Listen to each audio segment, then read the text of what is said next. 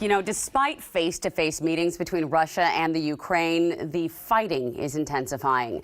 U.S. officials say Russia appears to be gaining ground in southern Ukraine, and today more Russian troops are moving into Ukraine's capital.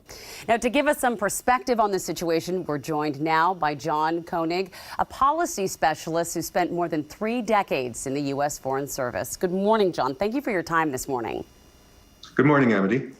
We're glad to have you here because there are so many parts to this story, right? And I guess just to recap, what is Vladimir Putin's, justification or reason for invading Ukraine?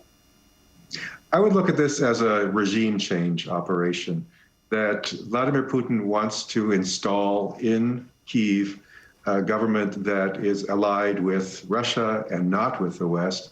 And this continues a strong opposition that Putin has not only voiced beginning at a meeting in Munich where I was present in 2007, but through the invasion of Georgia in 2008 and through the annexation of Crimea and the setting up of 2 small states, separatist states in eastern Ukraine in 2014. Russia has strongly objected to the Western orientation of the countries in its immediate vicinity. This is something that people forecast back in 2000 or 1990s, but this line of reasoning, which was against NATO enlargement, was not accepted, and instead the enlargement occurred for good reasons. But now we may be sort of suffering the consequences of this. And we're seeing those consequences now in these images displayed on our screen that are just heart-wrenching.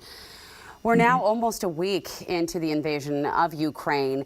Are you surprised that the Ukrainian army has been able to hold off Russian troops from Kyiv for so long? Yes, I think most observers and analysts have been surprised. I have to say it's an inspiration to see these people defy Russia and the invasion and stand up for their freedom and their country. But of course, we need to temper this enthusiasm with quite a bit of realism. Right now, we're seeing a new phase, I believe, in Russia's military invasion. How long can they last, do you think? I mean, before Russia is, in fact, able to take over? That's a very difficult question to answer. We don't really know quite how much force Russia is prepared to use. And until we see that and their real capability in operation, it'll be hard to say. But the defiance and the courage of the Ukrainians has really been a major factor that people, I think, discounted going in. You know, you mentioned something about the amount of force used. How do you think this is going to end? I don't know. I think it's likely that this will end at the negotiating table. That's what I would hope.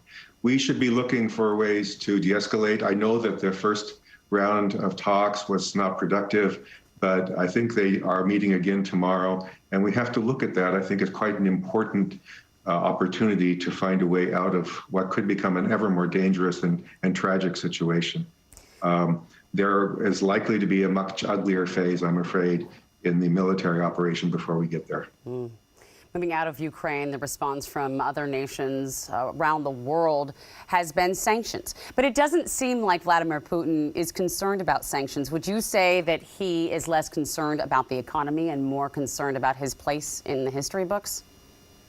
I would, although I think it's also fair to say that he thought he would protect himself better against sanctions by amassing this large store of foreign currency reserves, more than $600 billion worth, and other things. I think he might have been a little surprised by the extent and the solidarity of sanctions. But nonetheless, I strongly suspect that he remains focused on his operational objectives, which is to install a government friendly to Russia, and if not that, to change fundamentally Ukraine's orientation to be more pro-Russian. Interesting. This is obviously not a time to panic, but there has been threats, veiled threats mostly. Is there a real threat in America? Is there something that we need to be aware of when it comes to watching this escalate? Yeah, we need to be looking for ways for it not to escalate and to contain this this conflict. I was a little surprised that President Biden said yesterday, when asked about Russia's move to use nuclear threats and put its nuclear forces on high alert, that we ought not to be worried. I'm sorry, when I hear that there's a heightened threat of nuclear war, I get worried. And quite apart from the risk of sort of economic impact from the sanctions and this war, I think we do need to be worried about an expansion of this war, about an escalation of this war, because Russia has a capacity to inflict terrible harm, not only on Europe, but also on the United States. John, thank you again so much for your time. It has been very, very good talking to you. Hopefully we will be able to chat with you again as this goes forward. I'd be happy to. Thank you very much, Amity.